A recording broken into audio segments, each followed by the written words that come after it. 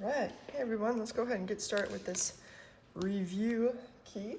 So I hope you guys are having an awesome week. I am. I'm moved in almost to the new place, and yeah, it's pretty fun. All right, so let's go ahead and start with number one. It says how many sig figs are in each of the following numbers. So any non-zero number is always going to be significant. And we're going to make an assumption here that these are all measurements. I probably should have written measurements instead of numbers, just to make sure that we were clear on that. So this is 1, 2, 3, 4 non-zero numbers, and therefore 4 sig figs. Now the next question is a little bit different. These are all zeros. So you got 3 zeros before, and then you got a 1 and an 8. So we know we got at least 2. And then our question is about the zeros. Well, any zeros before a number are never significant. And any zeros after a number, as long as there's a decimal somewhere in there, are significant. So this one would be significant, and this has 3. Another very easy way to determine is just put this thing in scientific notation and see what comes intuitively to you. If you did that, that would be 1.80 times 10 to the 1, 2, 3 times 10 to the negative third. And this has 1, 2, 3 numbers in it, and therefore 3 sig figs. All right, the next one, we have 1700. Remember, zeros after numbers are significant if there's a decimal somewhere in that number.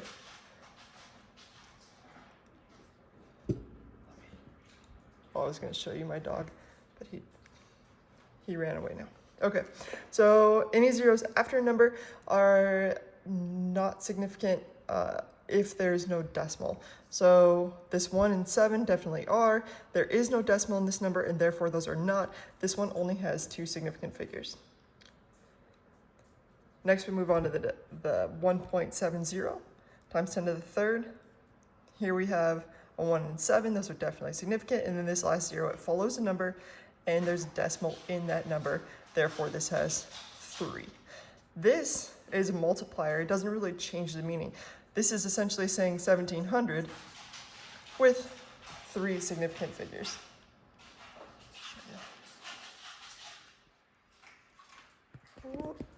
There he goes. They always eat right when I start recording. Okay, question number 2. So it just says answer the following with appropriate sig figs and in scientific notation. If you take 1956 and you divide it by 12, you get an answer of 163. And that's great, but how many sig figs should this answer have? Well, you have to look at the numbers that you used in order to get it. So we had a 4, something with 4 sig figs here, something with 3 sig figs there. Therefore, our final answer needs 3 sig figs. It asks you also to put it in scientific notation. So 163 in scientific notation would be 1.63 times 10 to the 2. And usually now is the time when I would actually look at the sig figs. I'd say, okay, there's 1, 2, 3, we're good. If I needed to do 4, I would have added a 0. If I needed to do 2, I would have taken away that 3. So just make sure, put it in scientific notation, then ask how many sig figs it needs. The next question, the one that bothers most people, and I get it because it bothered me, but that's why I throw it out here for y'all. 155 minus 10. Remember, when we're doing addition and subtraction, we're not looking at sig figs at all. In fact, we're looking at precision. And precision is going essentially from left to right, from the hundreds, tens, ones, tenths, hundreds place, and seeing where we no longer know that number. So I know the 155, for example. I know the hundreds place, I know the tens place, and I know the ones place, because I know the 1, the 5, and the 5. But this 10 only has 1 significant figure. Remember, there's no decimal after the 0, so really we only know this one to the tens place.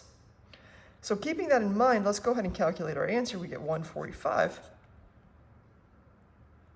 But again, we only know to this tens place here. And because we only know to that tens place, we can't possibly say we know this number. So we have to leave this answer only up to the tens place. Because this is a 5 or greater, we have to round up. What does 45 round up to? It rounds up to 50. And that's why we get 150. 50 as our final answer.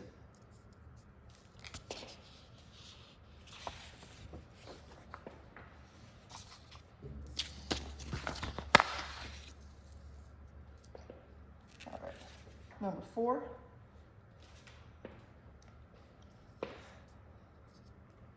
Understanding exact numbers. So it says, which of the following is an exact number, meaning it has an infinite number of sig figs. Exact numbers come from conversions between systems, usually, except for centimeters to inch in length. So when I say between systems, I mean, for example, you couldn't take a liter and convert it exactly to a quart, but you can take a milliliter and a liter and convert them, or a milliliter and a centiliter and convert them, etc. So those types of conversions. And counting.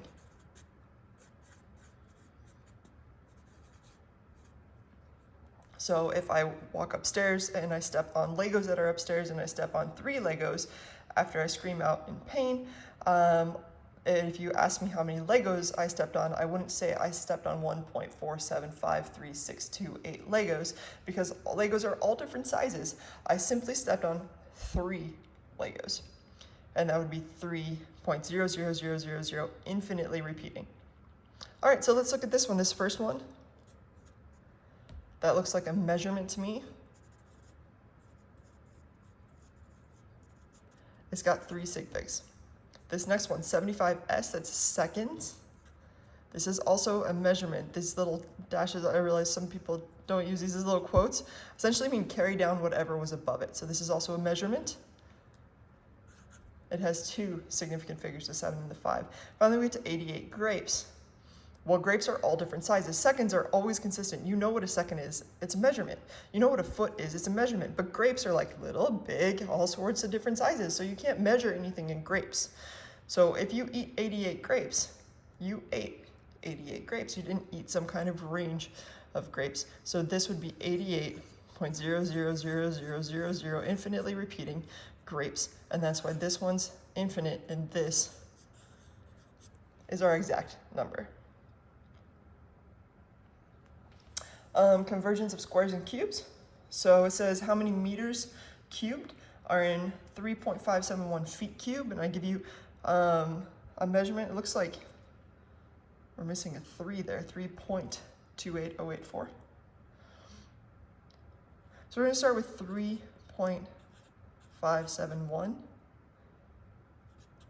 feet cubed, and we just want to turn this into meters cubed. Well, I start by ignoring the cube. It actually makes it a little bit easier to set up. I know that if this is feet, I have to match with feet down here. There are 3.28084 feet and a meter. And now we can worry about the cubes. Notice this wasn't 3.571 cubed feet cubed. This is 3.571 feet cubed. There is no cube on this 3.571, and that's a common mistake that we cube those. However, this is feet cubed here, and we need to get feet cubed down here. We can't just put a cube on the foot and call it good. That doesn't change any of the values. We have to make sure that we cube the number as well. When we cube the number, we also cube the unit up top. So cube everything in this one particular column. Cube number, cube feet, cubed meters. And what that gives us is 3.571. The feet cube will now cancel. Meters cubed divided by 3.28084 cubed. If I do this, I get an answer of 0.1011. Let's briefly, let's put this into scientific notation. I like to do that because it really helps with sig figs. 1.011 times 10 to the negative 1 meters cubed. And now we can look at sig figs. This one had 4. This was a conversion. And again, it's a length conversion, so these happen to be infinite. So 4 and infinity, what's smaller? 4 is smaller. This has 4 sig figs, and that is why this is our final answer. All right, moving on to number 6. It says conversion of 2 unit measurements using dimensional analysis. Convert 25 feet per hour into centimeters per second.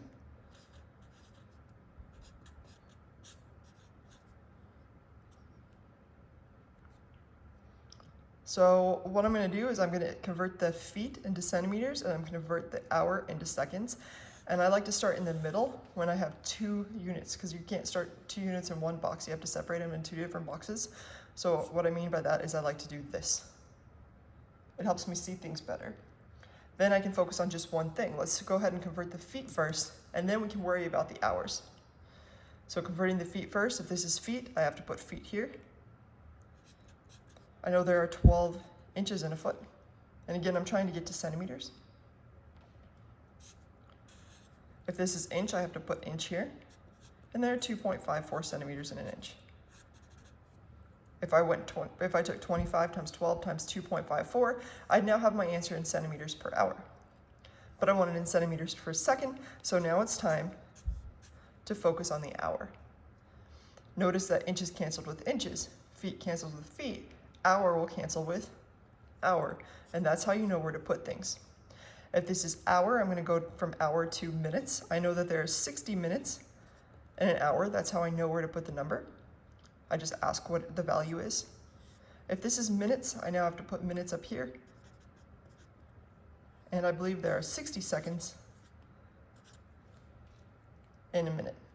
Now hours cancel with hours, minutes cancel with minutes, and I'm left with this as my answer. Anything in the denominator down here, you just make sure you put a division sign before it. So you can do a lot of different ways you calculate this. You can say 25 divided by 60, divided by 60 times 12 times 2.54. You say 25 times 12 times 2.54 divided by 60, divided by 60. You can put the 60 times 60 in parentheses and take all this and divide it by it. There's a lot of different ways you could do it. But what I usually like to do is do everything on top and then divide by everything on bottom. So 25 times 12 times 2.54 divided by 60 divided by 60, and this will give me an answer with 2 sig figs, because this has 2. Keep in mind 12 inches per feet is infinite, 2.54 centimeters per inch is infinite. There are exactly 60 minutes in an hour and exactly 60 seconds in a minute. So infinite, infinite, infinite, infinite are 2 smaller, and that's why my answer ends up being 0.21 centimeters per second, or 2.1 times 10 to the negative 1.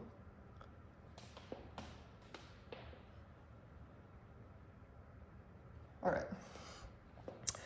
Next, we have nomenclature. So we've talked about a lot of different naming. I'm going to go ahead and go through kind of each one briefly. It says, what is the formula for silver oxide?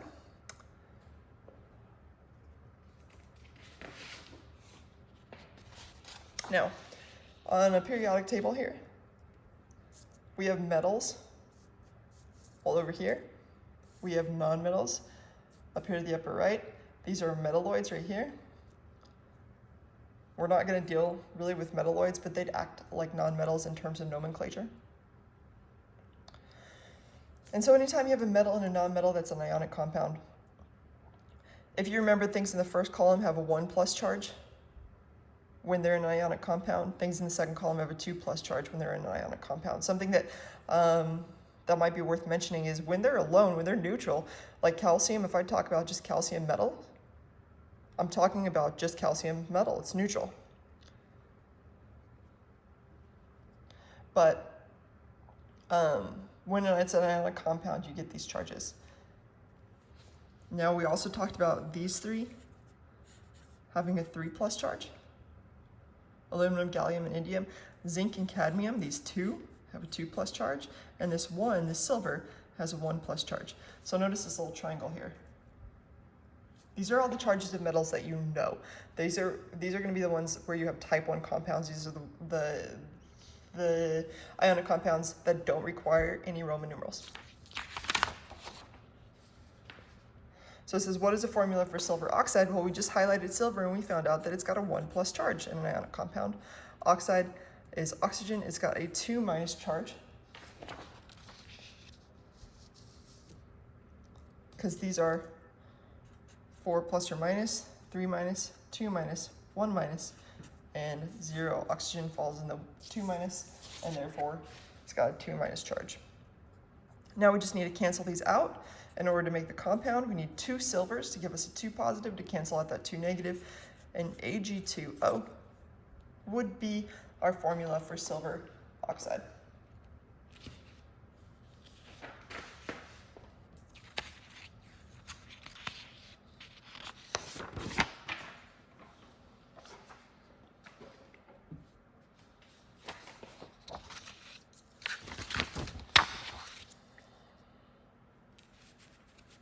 All right, so type 2 ionic compounds. This is when we use Roman numerals. It says for cobalt-3 sulfide, this 3 tells us the metal charge. It doesn't tell us anything about the number of sulfides. So cobalt-3 would be CO with a 3 plus charge. Sulfide falls in the 6th column. It has a 2 negative charge. And now we just need to figure out how to cancel them out. Well, here I'm automatically saying that we got a 3 and a 2. I think 6. I think this is going to give us a 6 plus, and we need this one to be a 6 minus, and that's the lowest common denominator, the lowest way to cancel them out. So I need to multiply that by 2. You multiply that by 3. And we get CO2S3. This will actually be the empirical formula. You want to make sure that you can't divide these two by anything else. And that would be your answer for cobalt-3 sulfide. For binary covalent compounds, what is the formula for dinitrogen trisulfide? I guess I italicized it so that you recognized which type of compound this is. So this is going to be binary covalent. It's the only time we use di and tri, tetra, etc. Next, maybe it's just to remind you. I don't know. I'm sure I had some kind of reasoning for that. So N dinitrogen tells us that there's 2 N's. Trisulfide tells us that there are 3. Notice that it ends in an "ide" as well. And this would be the answer for that. 2 nonmetals will be a covalently bound compound, and that's why it's called binary covalent. Finally, we get to acids. There's 2 types of acids. The first one is called binary. It says, what is the formula for hydrosulfuric acid? I say hydro because that goes hand in hand with binary. It also means no oxygen.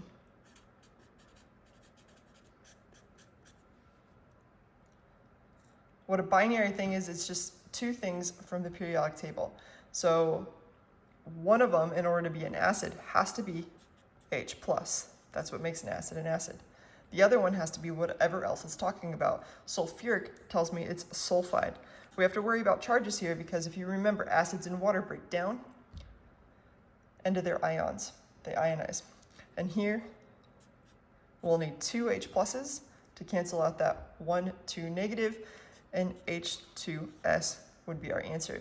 Now, I asked you solely for the formula,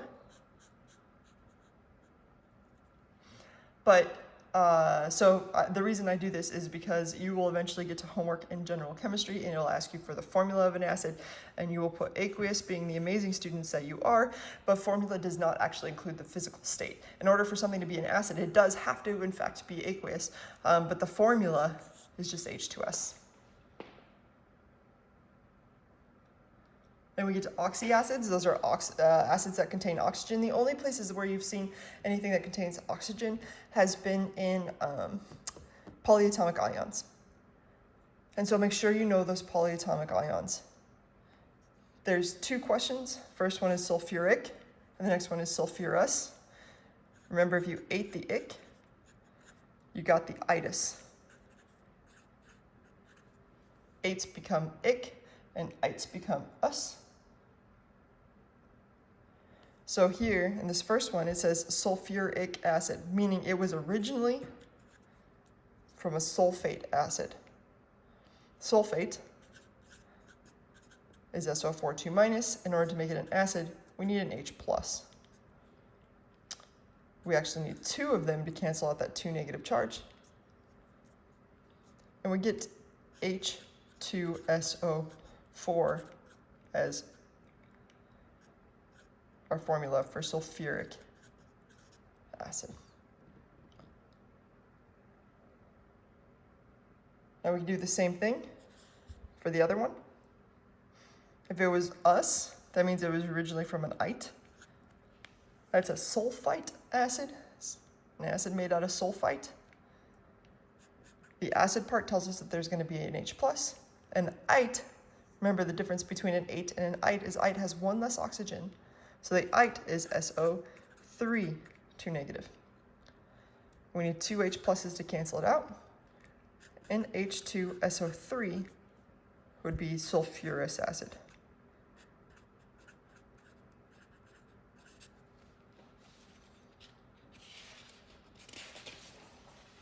We go rocking and rolling.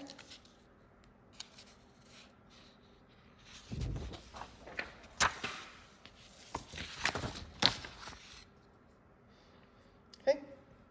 Next question says, convert grams to mole to molecule and to molecule to atom and back. So question number 1 says, how many sulfur atoms would be in a 26.3 gram sample of aluminum sulfate? First, we should probably figure out what aluminum sulfate is. Aluminum has a 3+ charge, and sulfate has a 2- charge. So we need 2 of those and 3 of those to cancel them out, and Al2SO4 3 is aluminum sulfate. The next thing I should note is this is grams. Every single time you see grams, you immediately convert it to moles. How do you do that? To take grams, to put grams into moles, you divide by the molar mass. So let's take 26.3 grams of Al2SO4 3. This is how you know where each thing goes. And we know if this is grams of aluminum sulfate, we have to put the molar mass of aluminum sulfate down here. There are 342.15 grams per mole of aluminum sulfate.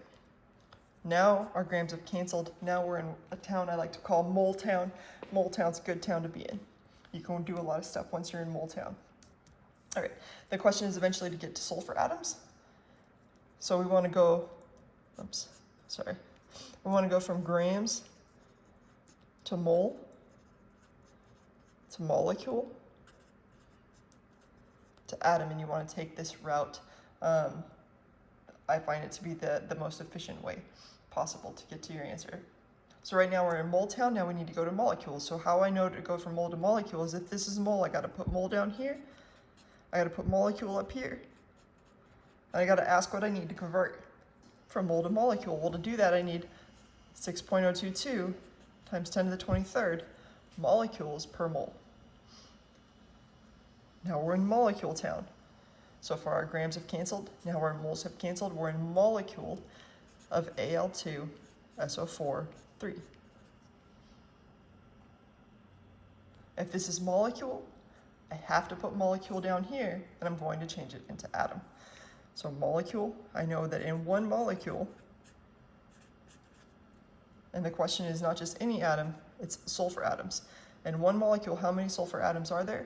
Well, remember, there's 3 sulfates. In other words, there's 3 S's. There's 12 oxygens, for if that's a question you might have, but there are 3 sulfurs. This is like saying you got, that's an S with 4 O's on it.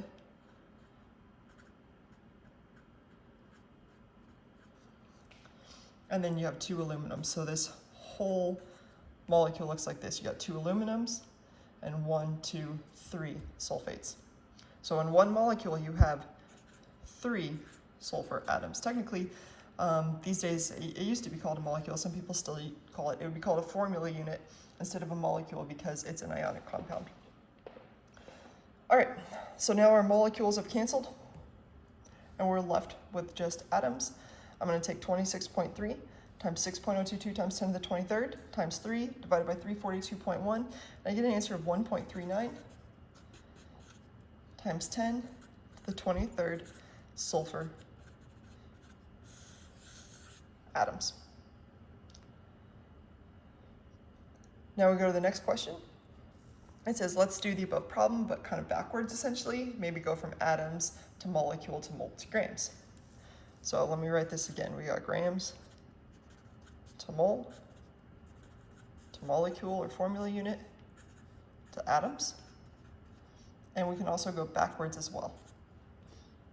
Now we're starting in atom town. We got to take that train all the way back to gram town. So we're going to start with 4.8 times 10 to the 23rd sulfur atoms. If this is atoms, we want to turn it to molecule. So if this is atoms, I match it down here. And the question is how many particular atoms? It says this is sulfur atoms. So how many sulfur atoms are in one single molecule of aluminum sulfate? Well, again, we know that there's 3. There are 3 sulfur atoms in one molecule. Now we're in molecule town. We know we're going to go from molecule to mole. So the question's always going to be, first you got to match this, so molecule. And this is where a lot of people mess up. You don't know where to put the number, but the question is, are there 6.022 times 10 to the 23rd moles in a molecule? Or are there 6.022 times 10 to the 23rd molecules in a mole? If you remember, a mole is a set number. It's 6.022 times 10 to the 23rd things. So there are 6.022 times 10 to the 23rd molecules in a mole.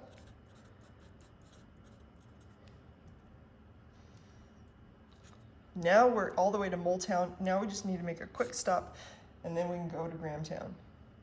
If this is mole, we know that we must put mole here. And we're changing it to grams. How many grams are in a mole or moles are in a gram? Well, it tells you right here there's 342.15 grams per mole. Atoms cancel, molecules cancel, mole cancels, we're left with grams. Now another place where a lot of people mess up is simply just PEMDAS. You maybe accidentally bring this times 10 to the 23rd up to the top without putting this in parentheses.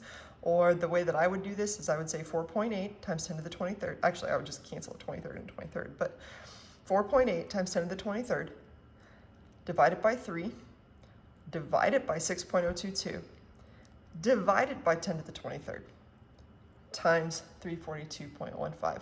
No parentheses necessary, and you get an answer of 91 grams.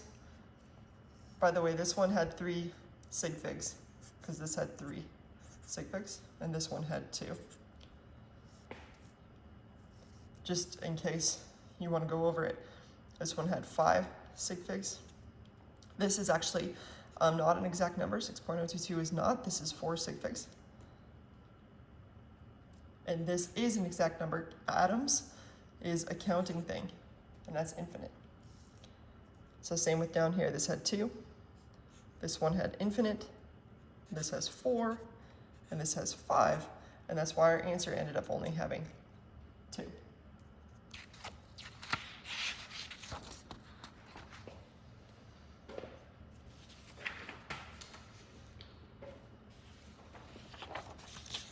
All right, single displacement reactions.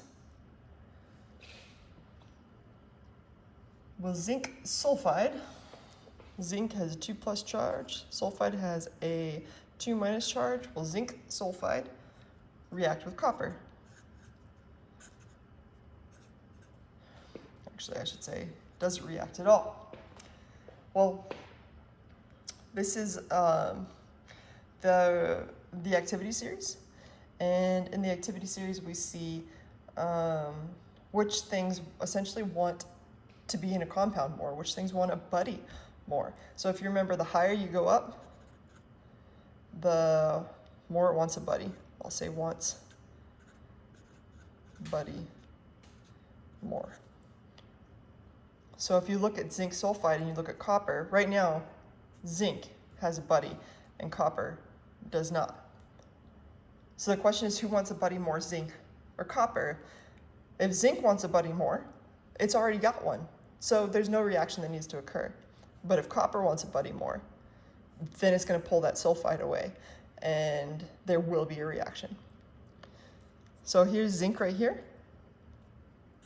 In case you can't see it, I'll write it. And here's copper down here. So who wants a buddy more, zinc or copper? hopefully you're saying zinc wants a buddy more. It already has a buddy. It already has sulfide attached to it. It's already got a buddy. So this reaction will not occur. If you switched it around, for example, if I said copper 2 sulfide, react with zinc, the answer would be yes, because zinc wants a buddy more.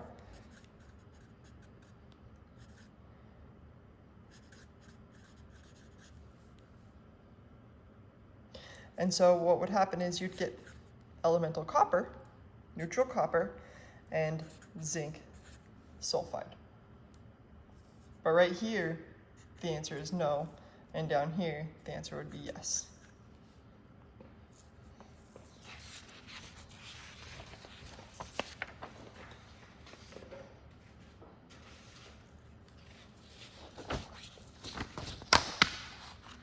Oops, that's my answer key. Let's see. Here we go.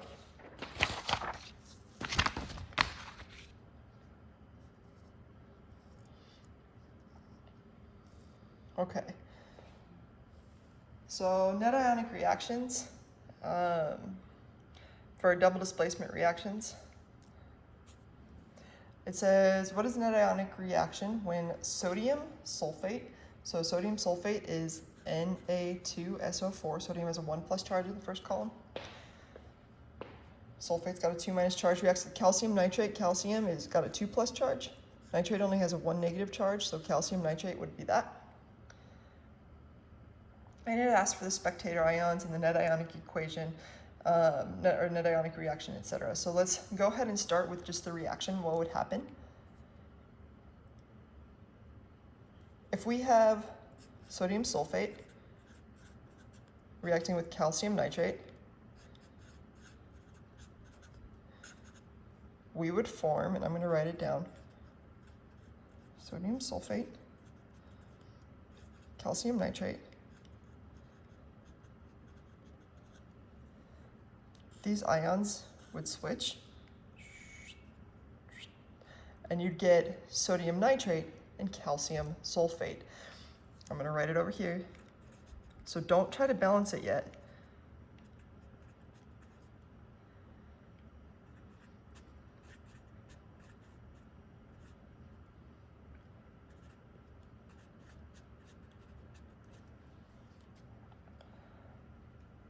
I don't like to balance it yet because it can throw you off. So do it with the names first, and then go ahead and write what each of those things are.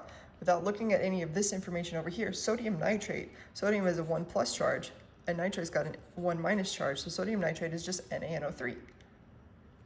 Calcium sulfate, calcium is a 2+ charge, sulfate has a 2- charge, and we get calcium sulfate as that, CaSO4. Now you can worry about balancing it. As I kind of go from left to right, you want to look for the funniest thing or the thing that looks the most annoying. Here I have 2 sodiums. Over here I only have 1, so I'm going to have to do something there. Look at calcium, or sulfate, excuse me. I got 1 sulfate here, 1 sulfate there. I'm okay. I got 1 calcium here, 1 calcium there. I'm okay. And then nitrates. I got 2 nitrates over here and only 1 over there. It looks like if we put a 2 there, now I've got 2 sodiums and 2 nitrates, and we're good. It's balanced.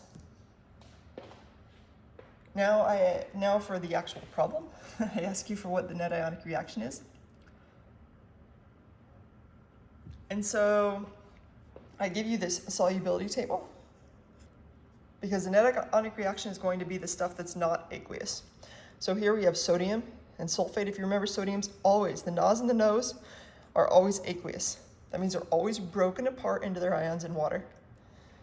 So this one's aqueous. This one is also aqueous. It's got a no in there, nitrate. This is not a no, it's super aqueous. And we have calcium sulfate. Here it says sulfate is usually soluble. Cool. But it says insoluble if they contain calcium. This does contain calcium, and therefore this is insoluble. That's our solid. Aqueous, aqueous, aqueous, solid. If this has been aqueous, then there really wasn't any reaction because stuff is just broken apart in water over here. It's broken apart in water over here. Nothing happened. What did happen is you mixed this stuff with this stuff. The calcium found the sulfate, they paired up, they loved each other, and they made a solid.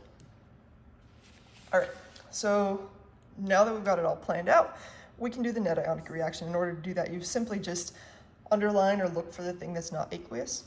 That's calcium sulfate. Draw an arrow and ask what you need in order to make it. Well, in order to make calcium sulfate, we needed calcium and sulfate. And this is our net ionic reaction or equation. The next thing I ask you for spectator ions. In other words, what did nothing? The spectator ions are the things that are aqueous on this side still. The spectator ions, in other words, would be sodium and nitrate. They were sodium and nitrate over here, broken apart. They were both aqueous over here. They still are aqueous over here, and that's why they're spectator ions. Number 14, balancing reactions. We did that in this one above, but we're gonna do it down here just for funsies. I think I gave a fun one. Oh yeah, I gave a fun one. Woohoo! Okay, so it said write and balance the combustion reaction of hexane. The combustion reactions that you will have to memorize or be working with, it's always going to react with O2. It's going to be a hydrocarbon, something with carbon and hydrogen, reacting with O2 to form CO2 and H2O every single time. So here we have C6H14. I know that it's a combustion reaction, so I think, okay, that means it's going to be reacting with O2, and it's going to be forming CO2 and H2O. In all combustion reactions, you want to balance the oxygen last because it's the thing that's alone. Then if you go from left to right, you'll see that over here I got 6 carbons, over here I got 1 hydrogen, over here I got 14, over here I got 2. No matter what, you got to multiply one of those things by something. And so I just like to go in an order that makes sense because it sounds cool. I like to do CHO. For CHO. Okay, over here on my left I got 6 carbons. Over here on my right I only have 1. 6 divided by 1 is 6, so I put a 6 in front of here. Now I move on to hydrogens. On my left-hand side, I have 14. On my right-hand side, I have 2. 14 divided by 2 is 7. So I put my resulting answer there, and now I have 14 hydrogens. Finally, for oxygen, on my left-hand side, I have 2. On my right-hand side over here, I have 12 plus 7. In other words, 19. What do? We follow the same pattern. 19 divided by 2 is 9.5. I put a 9.5 there. Now, you will get eventually into late semester Gen Chem, where we're actually okay with this because we're looking at this 1 mole of something. But generally speaking, you don't want to leave halvesies in your balanced reaction. So we're going to get rid of that half. How we do that is we're going to multiply it by 2, because you multiply a half by 2, you get a whole. But we can't just do it to that, because that would throw everything off. But if we double the amount of everything in there, then we've done the same thing to everything. And we'll have double the amount of everything in there. In other words, we'll end up with 12 carbons, with 28 hydrogens, and with 38 oxygens. And so let's go ahead and do it. I'm going to say now, if I multiply C6H14 by 2, I get 2 C6H14. Plus, this times 2 is 19 O2, yielding 12 CO2 and 14 H2O. And that's my final balanced reaction. Questions I could ask about this might be sum these up, like add them all up. Or I could say, what's the coefficient in front of water? Your answer would be 14 or something to that effect.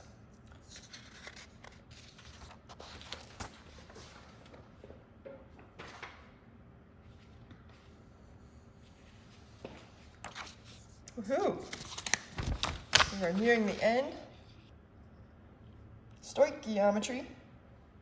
Using the above combustion reaction, so let me write it again. We had 2C6H14 plus 19O2, yielding 12CO2 plus 14H2O. Says, how many mole of oxygen, so this is what we're asking about, would be required to make 25 mole of carbon dioxide? So in order to make this carbon dioxide, the question is how much of this would we need? Well, we can already start guessing the answer. We know that it's actually going to be more than 25, and here's how. I know that if I made 12 CO2s, it would have taken 19 moles of O2, a higher number. In fact, 1912 is higher. And so using that logic, we can automatically start guessing on a multiple choice exam what the answer will be.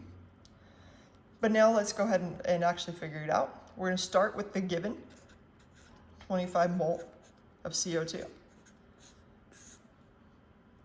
And I know if this is mole CO2, I have to put mole CO2 down here.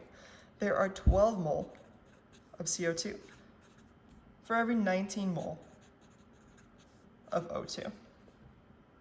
And if we calculate this out, you get an answer of 39.6. This has 2 sig figs. It's a measurement. These are exact numbers. They're ratios, very, very, very exact numbers. So this is infinite. This is infinite. It's not like about 12 for every about 19. It's there 12 for every 19. And therefore, my answer would be 40 with 2 sig figs. You could also write 4.0 times 10 to the 1. And that would be mole of O2. Mole of CO2 cancels. A very quick way to do this is if you set your problem up like this for stoichiometry, you simply take this number, divide it by 12 times 19, and that will give you this number. I'll say that again. You take 25, divide it by 12 times 19, and that will give you this number. All right, number 17, the limiting reactant. Using the above reaction, it gives you 2 things, and it says what's the limiting reactant. So I like to write this reaction a lot, so I'm going to do that. I like to remember what I'm working with, and I like to be consistent in where I place things. Otherwise, we end up with numbers all over the place. It says 5.8 mole of hexane reacts with 14 mole of oxygen. Remember, if these had been in grams, we'd want to make sure to turn them into moles first by dividing by the molar mass. And the only question is, which one are we going to run out of first? So if I take this, I'm going to divide it by 2. I'm going to take this 14, and I'm going to divide it by its coefficient. And I ask which one is smaller. Well, this actually gives me a decimal. This gives me more than a decimal, and so this is why this is smaller. And therefore, O2 is my limiting reactant.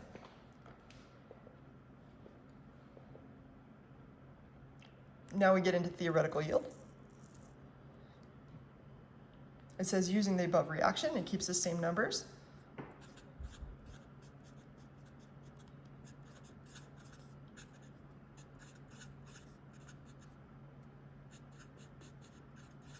So we've got the same numbers. We've got 5.8 and 14. And it says, what is the theoretical yield?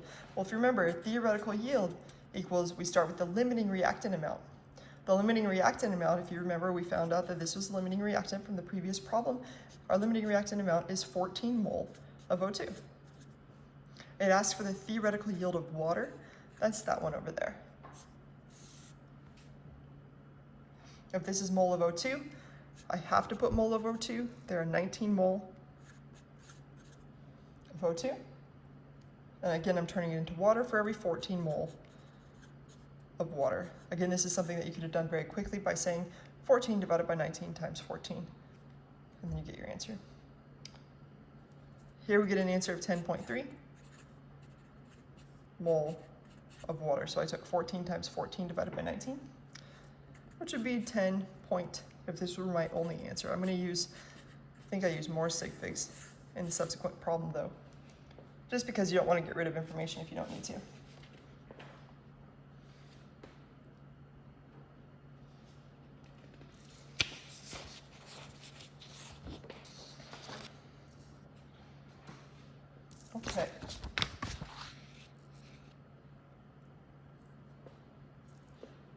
Percent yield, using the above combustion reaction, still same combustion reaction, 2 C6H14 plus 19 O2, yielding 12 CO2 plus 14 waters.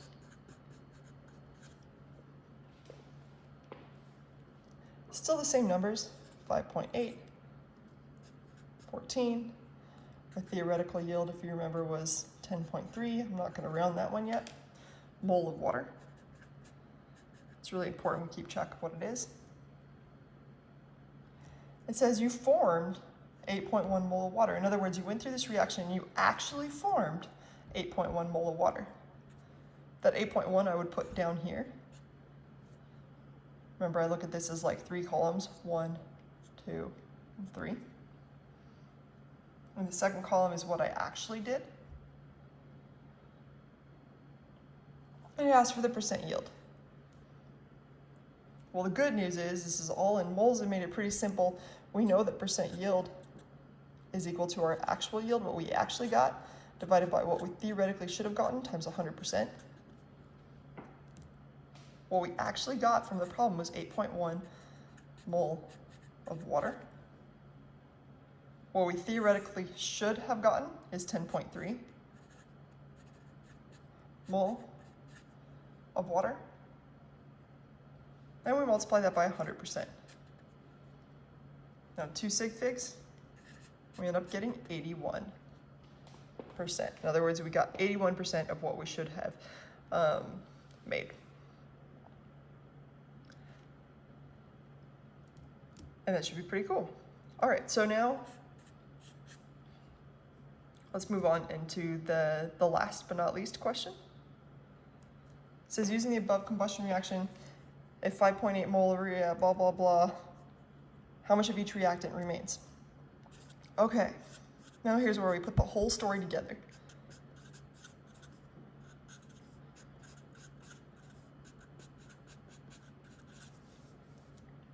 We started off with 5.8 mole of hexane. We reacted with 14 mole of oxygen, and we ended up getting 8.1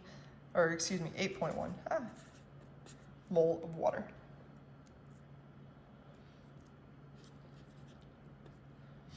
We determined that was our limiting reactant, and we even determined we should have made 10.1. To find out how much remains has nothing to do with the theoretical, though.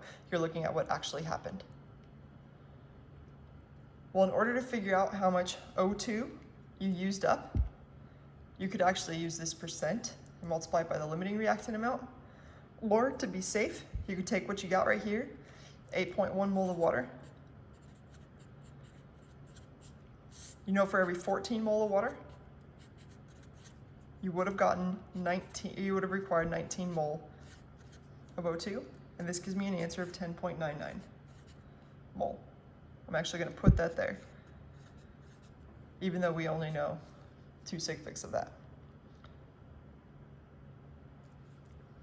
I'll keep everything a little more organized, mole of O2. Now we do the same thing for the next one.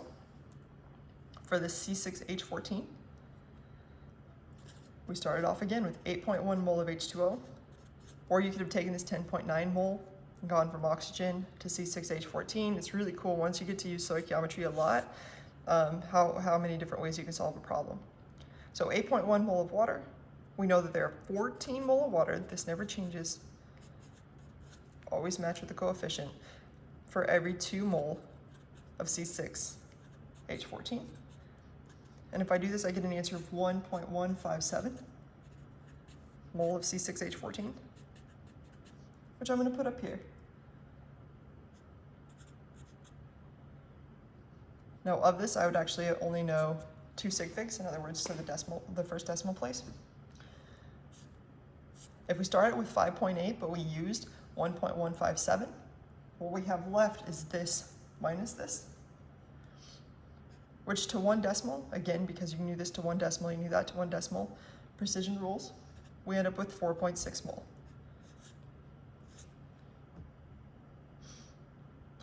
For the O2, we knew this to the ones place. We also knew this one to the ones place. 14 minus 1099. It's like 14 minus 11. We get 30 mole. So after all said and done, we had 4.6 mole of the hexane and 3 mole of the O2. All right, y'all, hope this helps. Yeah, I think that's it. Study hard. Bye-bye.